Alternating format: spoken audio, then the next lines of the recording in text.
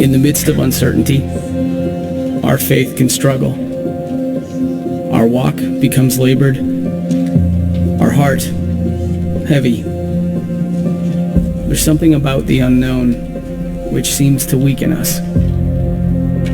It drains our patience and blurs our focus.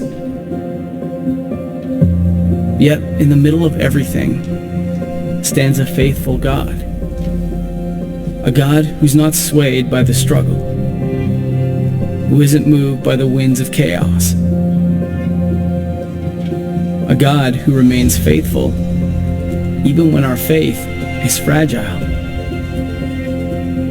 It seems more difficult than ever to not worry about tomorrow.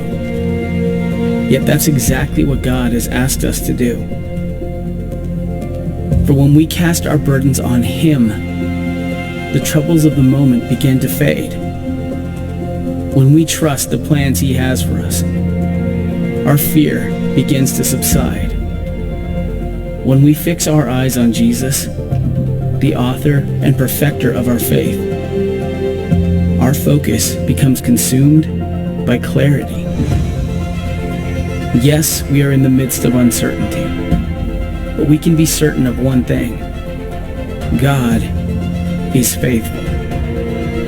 And that is more than enough for tomorrow.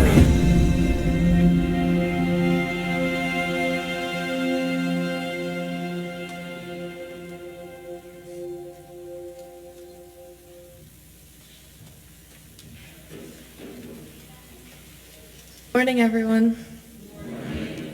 My name is Emily, and I hope everyone's morning is off to a good start. I'm one of our seniors here at Nativity, so unfortunately this is going to be my last Youth Sunday. But apart from that, I just wanted to come to you guys with a little bit of a homily. When we look at the gospel reading for this Sunday, there's a lot there. But overall, the theme is definitely emphasizing removing oneself from possessions and daily life and finding personal worth beyond those earthly matters. The gospel tells us not to worry about clothing or food or one's body, and that is extremely difficult, especially in today's society. The world around us, especially for young people, values possessions to another extreme. We are constantly surrounded by social media trends, whether it be clothing, diet, or other materialistic values. Now, I'm not going to stand up here and say that I've removed myself from that culture. It's nearly impossible not to lose a few hours scrolling on TikTok or Instagram. It's natural. However, with celebrity and influencer culture, it is really very easy to start comparing yourself to the perfect lives or perfect people you see in the media. The way I might apply this scripture to today is by taking a step back, looking at this glamorized world on your phone, and just remembering that it's not real. Rarely do you see the low points of people's lives in the media, and to be blind to that side of reality is naive. Simply remember that people will go through highs and lows, but no matter what, the gospel reminds us that there is always someone on our side, someone to take care of us, no matter how inferior we may feel to the media around us. There is so much value in the natural world, the one beyond your phone, and to be able to experience it is really a gift. Detach yourself sometimes. Be inaccessible. Quite literally put yourself on Do Not Disturb and let yourself relax, let yourself reset. I also like to live by the philosophy outlined in the final line of the scripture and take each day as its own. Yesterday stays in yesterday, and today is at the forefront of my responsibilities, and tomorrow is tomorrow's problem.